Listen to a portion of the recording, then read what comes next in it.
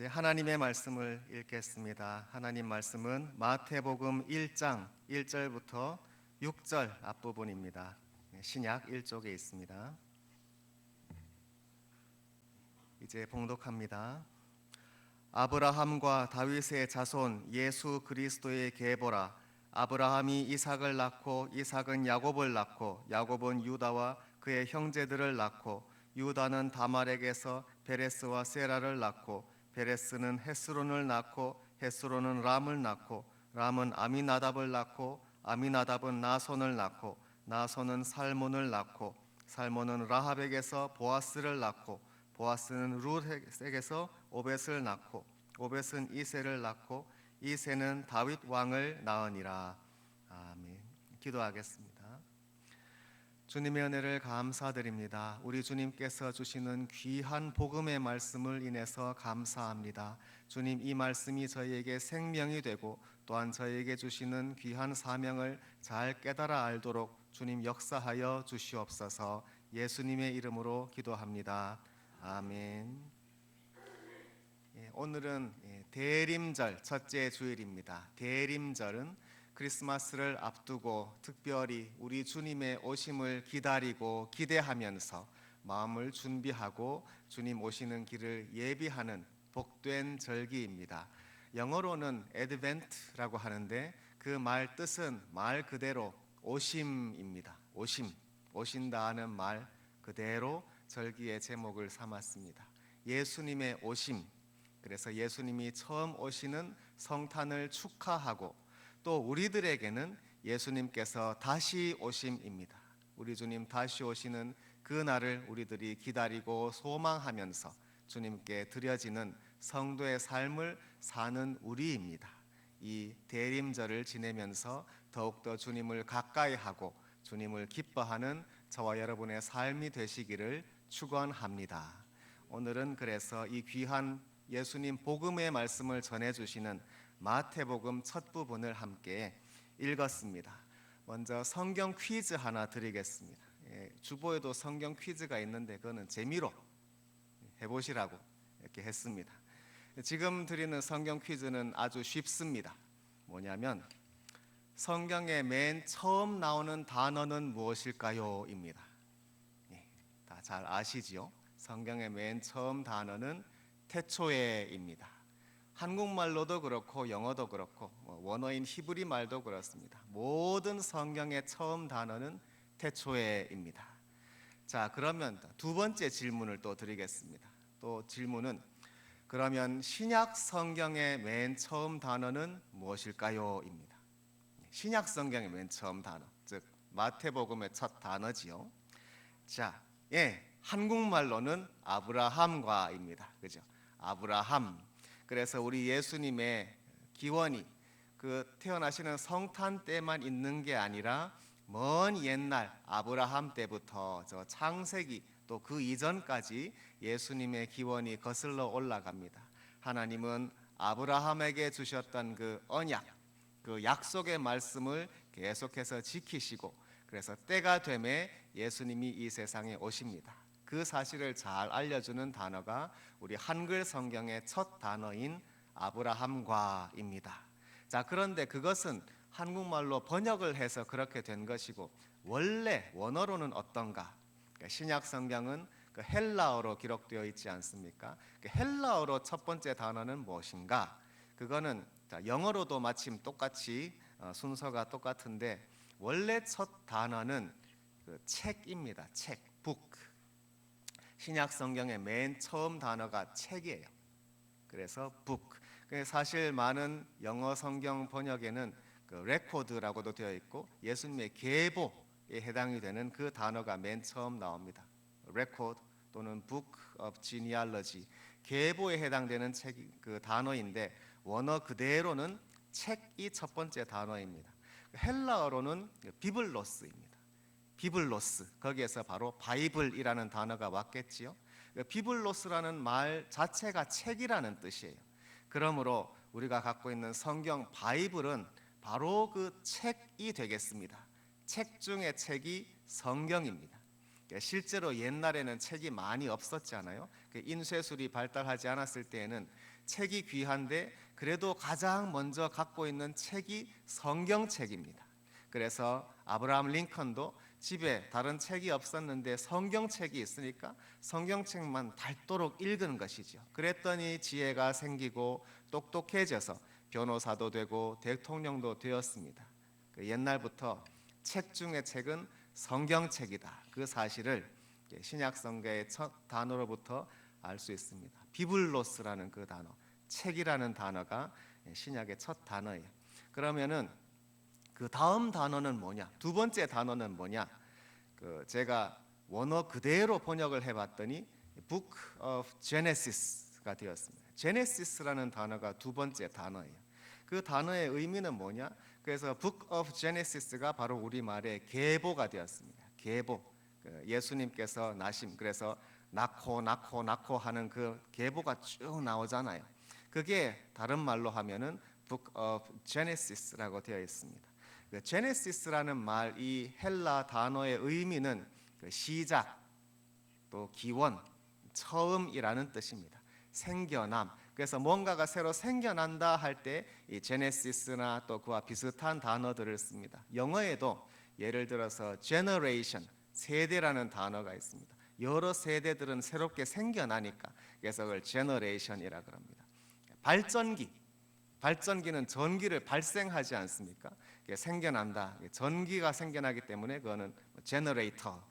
이 단어와 제네시스라는 단어에서 왔습니다. 요즘은 유전자가 많이 뉴스에 나오지 않습니까? 유전자는 우리 몸의 또 정보의 기원입니다. 그래서 유전자를 간단히 지인 그럽니다. 지인, 제네시스 다 저기에서 온 단어입니다. 그것처럼 저 단어가 제네시스가 기원이라는 뜻이고 시작이라는 뜻에서 그래서 마태복음의 맨 첫 단어가 Book of Genesis입니다. 시작의 책이 되겠습니다. 누구의 시작인가? 바로 예수 그리스도의 시작의 책입니다. 자, 그런데 마태복음이 첫 시작이 이렇게 딱 된다고 할 때 굉장히 의미가 있지 않겠습니까? 우선 책이라는 것, 우리가 갖고 있는 이 성경책 그리고 신약 성경이 얼마나 귀한 책인지 모릅니다. 우리가 성경책을 갖고 있다는 것이 큰 복인데 이 성경책을 읽음으로 하나님 말씀 알 수 있고 예수님의 복음을 알고 믿을 수가 있으니 얼마나 좋습니까? 그리고 저 옛날에 예수님의 복음을 처음 전하던 사도들은 그 복음을 이와 같이 책으로 썼습니다. 그래서 마태복음, 마가복음, 누가, 요한복음이 전해지면 그 책을 읽거나 또 읽는 것을 듣는 사람은 복음을 알고 믿을 수가 있습니다. 그러므로 하나님께서 우리에게 이 책을 주셨다, 복음서를 주셨다는 것이 얼마나 좋은지 모릅니다. 그런데 특별히 저 책, 비블로스라는 단어의 의미는 그 두루마리입니다. 두루마리, 그 두루마기랑 헷갈립니다. 두루마기는 옷자락인데 그거 말고 두루마리, 돌돌돌 많은 거 있지 않습니까? 옛날에는 책이 그렇게 원통형으로 돌돌돌 말아서 그렇게 생겼습니다. 지금은 우리가 갖고 있는 책이 다 네모났잖아요. 그래서 네모나게 다 잘라서 붙여서 넘기니까 편하지요.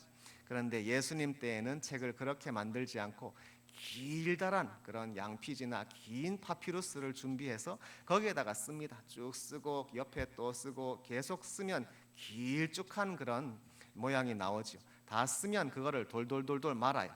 그러면은 이렇게 원기둥 같이 생긴 게 되겠죠. 그게 비블로스예요. 그 두루마리 그 스크롤이에요. 그래서 마태복음을 쭉 쓴 다음에 그걸 돌돌돌돌 말아서 딱 세워 놓으면 그게 마태복음의 책이 되는 거예요. 또 비슷하게 마가복음의 두루마리, 요한복음 두루마리 이렇게 가는 것입니다. 그래서 오늘날도 우리들도 마태복음이 그대로 책이고 또 마가복음은 또 하나의 책이고 이렇게 되는 것이죠. 옛날에 초대교회 때에는 이 마태복음의 그 두루마리 하나 있으면 그게 얼마나 좋은지 모릅니다. 책이 귀하니까. 그래서 책을 일일이 또 카피를 해야 되지 않습니까? 그때는 인쇄가 없으니까. 그래서 그 귀한 마태복음의 그 책이 우리 교회에 있다 하는 것은 큰 자랑입니다. 그래서 모여서 한 사람이 그 복음서를 쭉 읽으면 그 다들 듣고서 아멘 하면서 믿음이 자랐겠죠. 그런 식으로 복음을 전했습니다. 하나님께서 우리에게 이런 책을 주셨다. 얼마나 좋은지 모릅니다. 특별히 우리들은 얼마나 좋습니까? 각자 이렇게 좋은 성경책에 각각 복음서 따로따로 있는 게 아니고요. 저 옛날에는 성경이 얼마나 부피가 큰지 모릅니다. 창세기가 하나 두루마리고 출애굽기 하나 이런 식으로 쫙 놔야 되니까 부피도 대단하지요. 그런데 우리들은 이렇게 편하게 성경책 한 권에 다 있으니 참 좋습니다. 이 성경 말씀을 가까이 하시는 우리가 되시기를 바랍니다. 하나님 말씀을 기쁘게 읽고 하나님이 주시는 귀한 선물이다 하는 마음으로 이 성경책을 읽으면 좋겠습니다. 이 책이다, 이것이 첫 단어고 특별히 시작의 책이 되겠습니다. 자, 그런데 저 시작이라는 단어 제네시스는 굉장히 특별한 단어가 아니겠습니까? 바로 창세기, 구약 성경의 창세기를 우리들은 제네시스라고 부릅니다.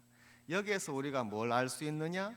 이 마태복음이 특별히 그 타겟으로 하는 그 사람들이 있습니다. 그런데 첫 번째 마태복음은 유대인들을 향한 예수 그리스도의 복음서라고 말할 수 있습니다.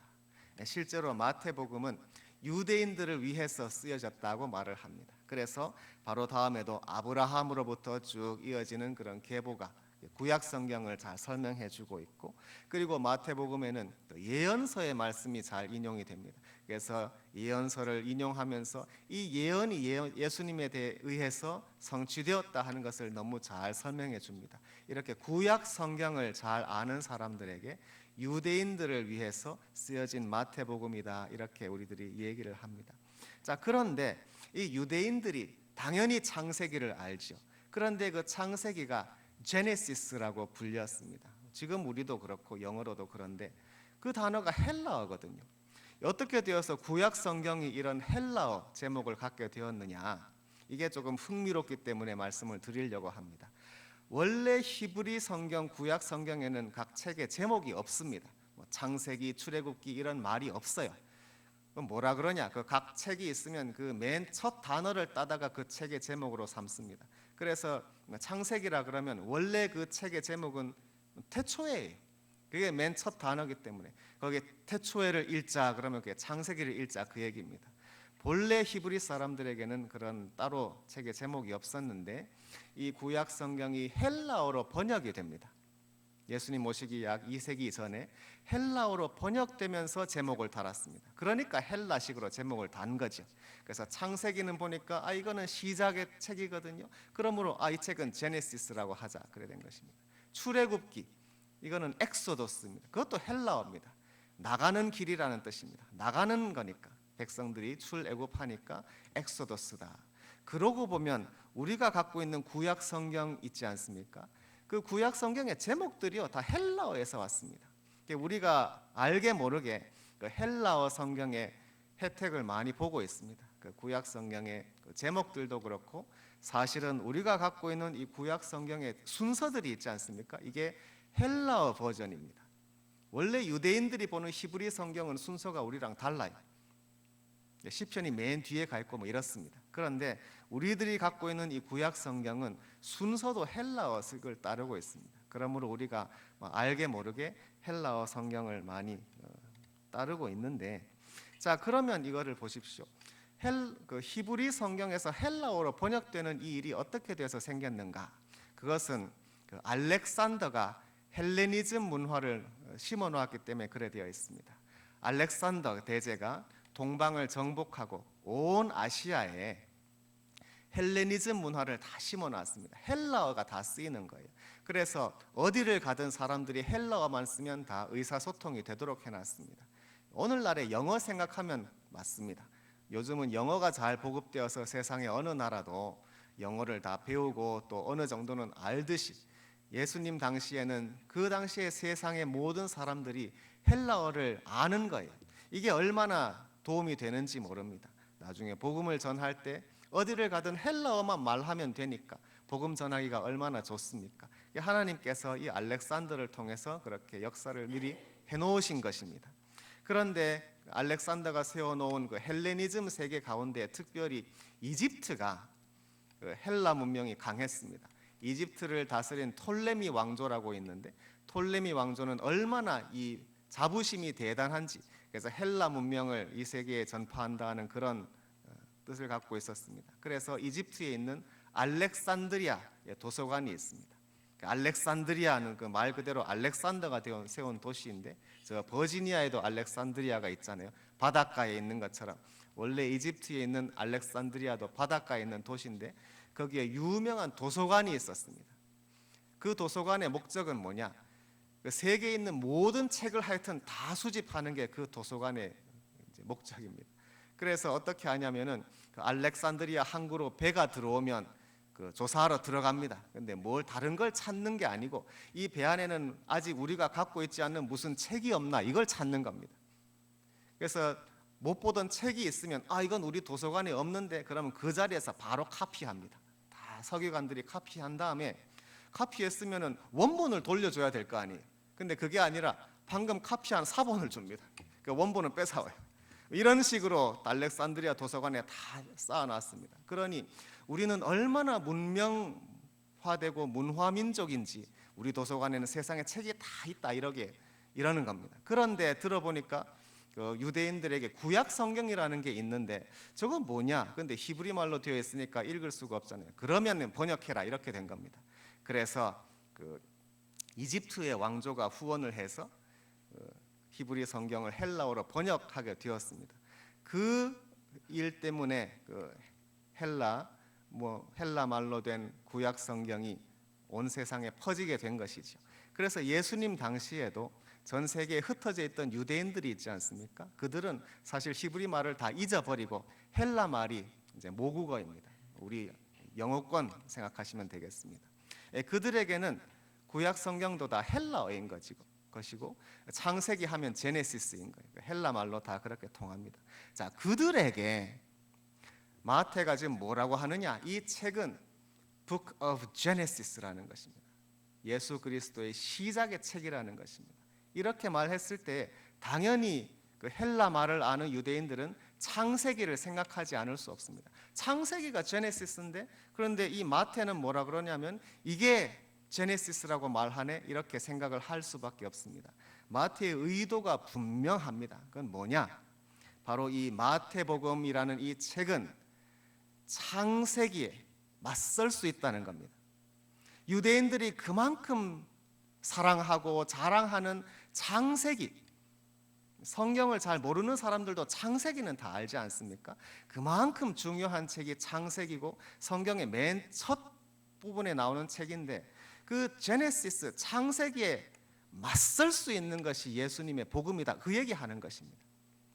그런데 사실은 창세기를 압도합니다. 왜냐? 창세기는 뭐의 시작의 책이냐? 우주의 시작이에요. 그리고 인간의 시작입니다. 인간의 사회의 시작이고, 또 하나님의 언약, 하나님 백성의 시작, 그런 시작의 책이어서 창세기죠. 그런데 마태복음에서 시작이다 할 때는 예수 그리스도의 시작입니다. 예수님, 하나님의 아들의 시작, 제네시스가 바로 이 복음서인 거예요. 그러니 복음서가 사실 창세기를 압도하죠. 마태는 지금 그 얘기하는 것입니다. 여러분 유대인들이요, 특별히 헬라 말을 잘 아는 유대인들이요, 여러분들이 제네시스 하면은 창세기 생각하겠지만, 여기에 이 복음서, 여기에서는 예수 그리스도를 여러분에게 알려주는 제네시스 책입니다. 이 책은 구약 성경에 있는 저 모세의 저 창세기보다 더 하나님의 능력이 있는 책입니다. 복음이 있는 책입니다. 이 책을 꼭 읽으세요, 이 얘기입니다. 그리고 이 마태복음을 읽으면 창세기가 이제야 다 해석이 되고 이해가 됩니다. 창세기에서 아담과 하와가 죄를 짓고 뱀으로 인해서 유혹에 빠지고 이 세상에 고난이 왔습니다. 죄와 죽음이 왔습니다. 이거 어떡할 겁니까?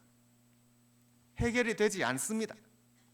그러나 이 신약 성경에 와서, 복음서에 와서 비로소 맨 처음에 창세기에 시작되었던 그 죄의 문제, 죽음의 문제가 해결이 되는 것입니다. 그러니 신약 성경이 더 중요하죠. 물론 창세기도 귀한 하나님의 말씀이지만 그보다 더 중요하고 더 은혜롭고 복된 말씀이 바로 복음서인 것입니다. 마태는 바로 그 얘기하려고 첫 시작부터 이 책의 첫 단어가 Book of Genesis, 이것이 참된 시작의 책이다, 바로 예수 그리스도의 시작이다, 제네시스다, 이런 식으로 시작을 딱 하는 것입니다. 그러므로 그런 의미에서 이 마태복음은 바로 맨 첫 두 단어만 딱 봐도 유대인들을 딱 타겟으로 하고 그들에게 여러분이 지금까지 히브리 성경만 읽어왔지만 여러분이 이 복음서를 읽어야 비로소 하나님의 뜻을 완전히 알 수 있습니다, 예수님을 믿으시오 하고 예수님을 전해주는 책이 바로 이 복음서이다, 마태복음이다 말할 수가 있겠습니다. 자, 그러면 마태복음은 그럼 유대인만을 향한 책인가? 아니죠. 또한 헬라인을 향한 책입니다. 헬라인을 향한 예수 그리스도의 복음. 왜냐? 당연히 헬라어로 쓰여졌거든요. 일단 그 언어를 봐도 헬라인들을 타겟으로 한 것이죠. 사실 모든 신약 성경이 헬라어로 기록되었습니다. 왜? 그 당시에 사람들은 다 헬라어는 알기 때문에 세상 모든 민족이 예수님을 믿어라 이 얘기입니다. 그리고 어느 민족 어떤 문화권이라도 헬라어는 알기 때문에 이 복음서를 읽고 예수님을 믿을 수가 있습니다. 그뿐이 아니라 예수님께서는 이 복음서에서 헬라어를 통해서 하나님의 복음을 전하십니다.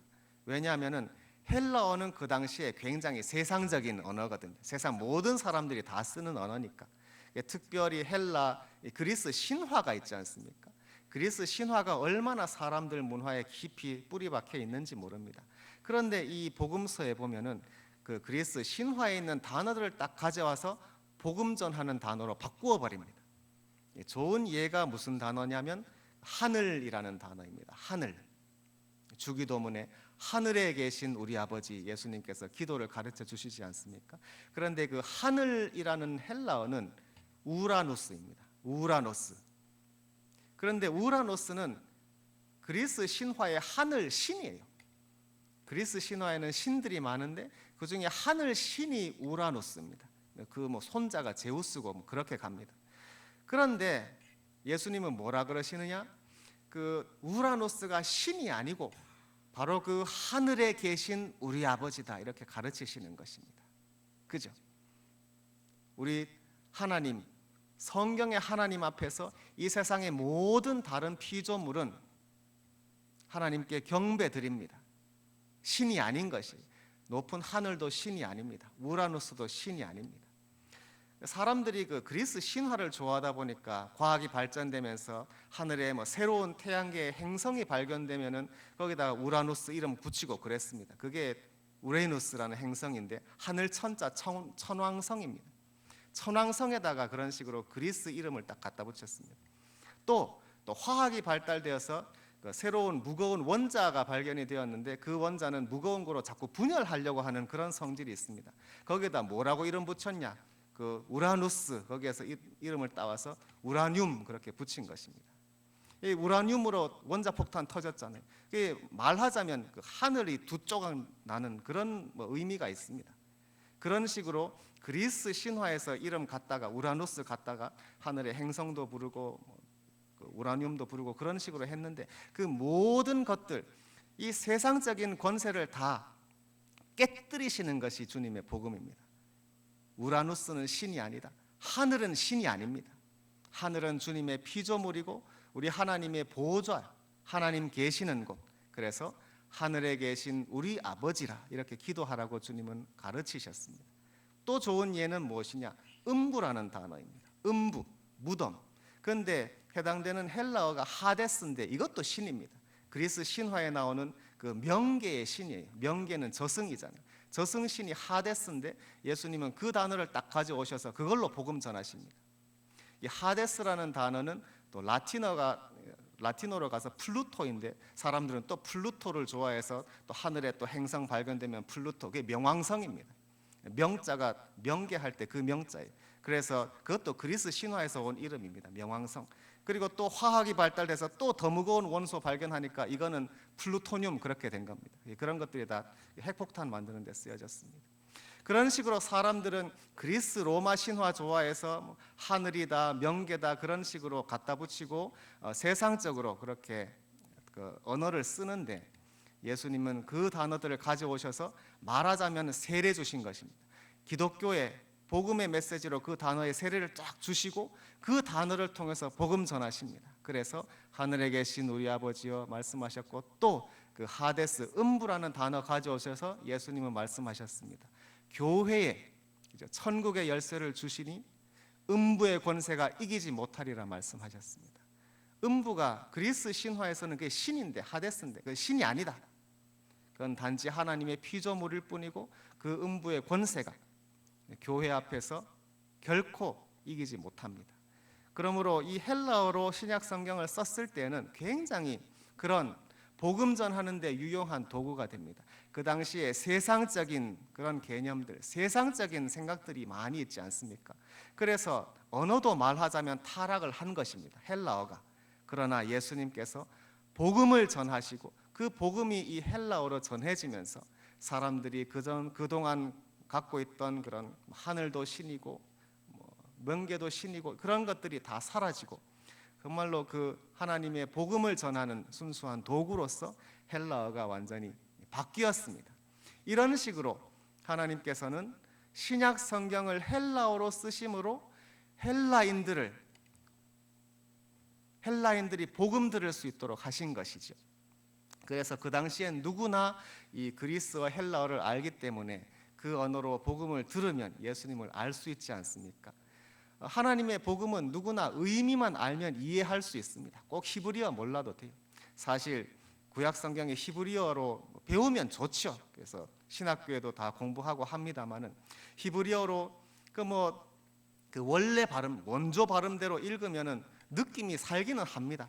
할렐루야 얼마나 좋습니까? 아멘 다 히브리어거든요. 그런 식으로 읽을 때는 참 느낌은 살지만, 그러나 그 히브리어를 알아야 된다 그러면 어떻게 합니까? 요즘도 그 무슬림들은 아랍어를 알아야 됩니다. 아랍어를 모르면은 그들의 그 경전을 읽지 못해요. 그런데 신약 성경의 복음은 그렇지 않습니다. 꼭 유대인들의 언어를 알아야 되는 게 아니라 의미가 중요하다. 그래서 복음의 의미만 알면 누구나 이해할 수 있고 믿을 수 있는 것입니다. 그 사실을 알려주시기 위해서 성령님께서는 헬라어를 통해서 신약 성경이 기록되도록 역사를 하셨습니다. 그러므로 이 마태복음 첫 단어로부터 우리가 알 수 있는 것, 이 복음서는 유대인을 또 헬라인을 향한 예수 그리스도의 복음이다 하는 것을 알 수 있습니다. 또 하나의 우리들이 꼭 기억해야 할 것은 이것입니다. 그런데 이 마태복음이 예수님의 시작의 책이라 그랬습니다. 그런데 그 책이라고 하는 것은 두루마리인데 마태복음 전체를 가리키는 것이거든요. 마태복음서 전체가 시작의 책입니다.